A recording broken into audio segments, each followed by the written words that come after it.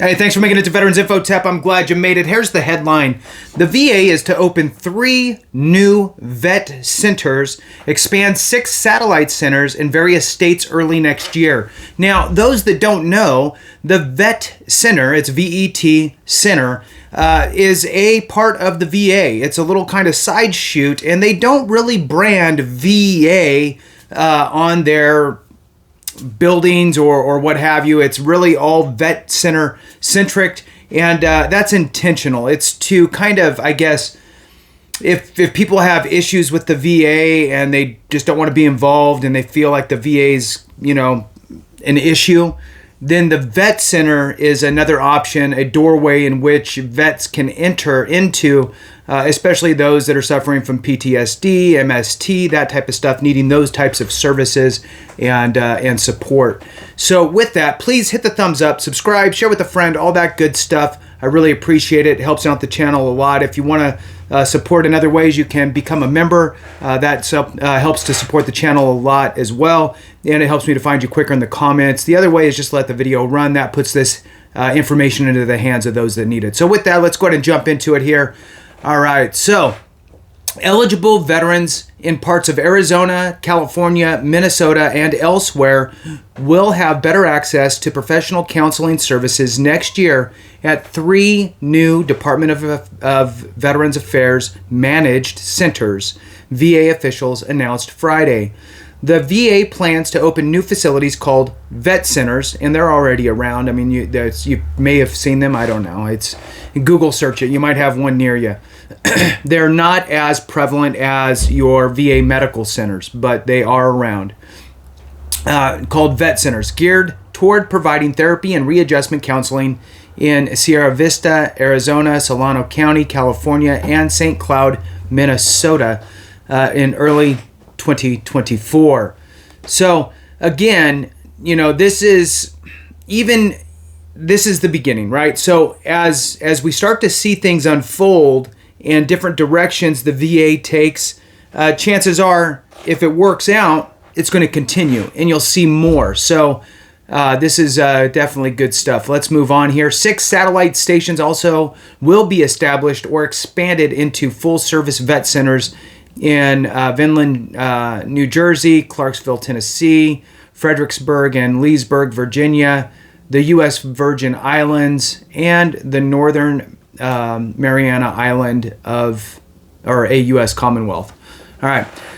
Vet centers offer an array of services such as counseling on military-related issues and trauma, bereavement and readjustment, substance abuse assessments, and referrals and screening for mental health conditions for veterans who meet the eligible criteria. According to Michael Fisher, Chief Readjustment Counseling Officer for the vet centers at the Veterans Health Administration, the new and expanded locations were chosen for a projected need in those areas as veterans transition out of the military, relocate, or seek assistance. Fisher could not say how many people will be served by these facilities, but 115,000 veterans, active duty service members, and family members received counseling at 300 vet centers nationwide in fiscal 2023. Now, as we continue to go through this and unpack and kind of see if there's any sort of nuggets that we could pick up other than the fact that these things are popping up, and if they take root and work and everything's going good, you might see more happening. Vet centers are often a doorway into the VA benefits realm, and that includes compensation, VA medical care, and so forth. Sometimes people get out, regardless of how much time has went by, then finally a friend of a friend, or they talk to somebody and they say, hey, look, you should just go down to the vet center and have a conversation with them, man. See what you can figure out. And, you get down there, you meet other veterans who have gone through similar things, and maybe some of them have been connected to the VA for compensation, medical care, and so forth.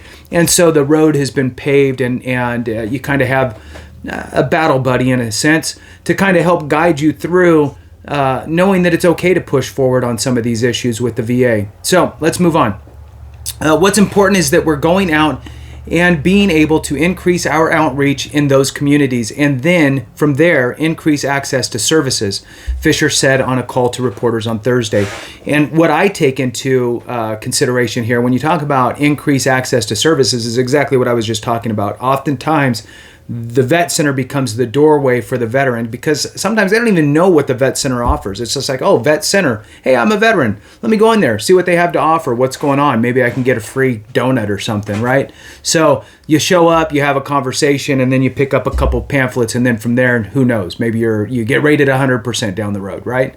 So moving on, the brick and mortar vet centers and another 83 mobile clinics provide non-medical counseling, therapy, and services to active duty personnel, veterans, and their families.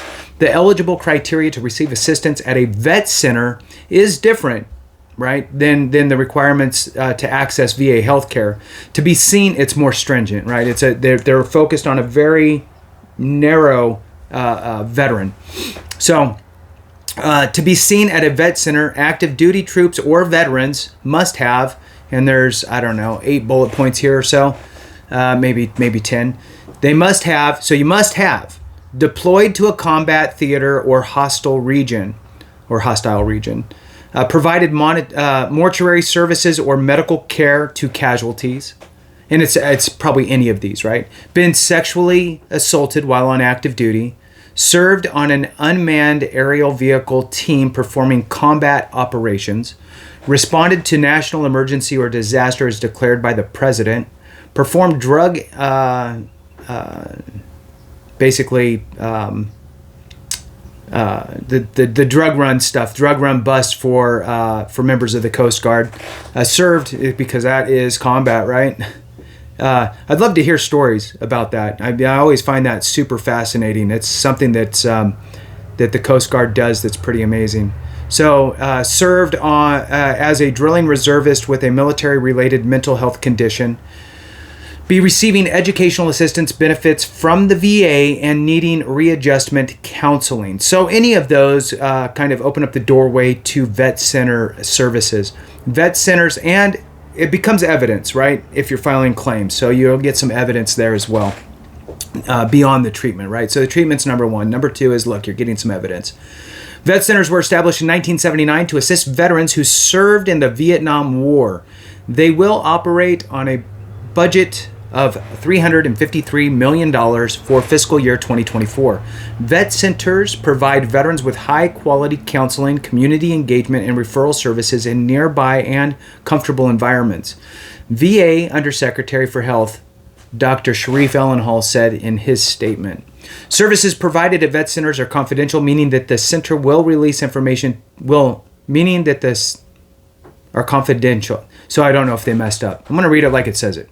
Services provided at vet centers are confidential, meaning that the center will release information to other organizations, including the VA medical centers, only with permission from the veteran. Okay, so just a different way to say the sentence. Perfect. So the only exceptions are in cases where the veteran is considered a threat to themselves or others, which is pretty standard, right?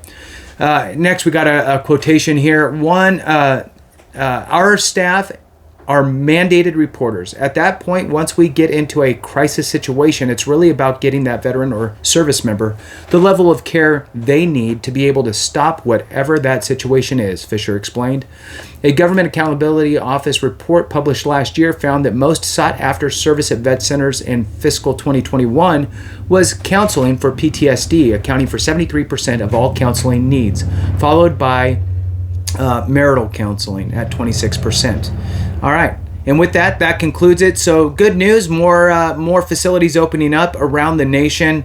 Again, that's 3 new vet centers and expanding 6 satellite centers in various states across the nation. So thanks so much for watching. I really appreciate each and every one of you. I hope you have a great day. And remember, if we don't take care of each other, something went wrong.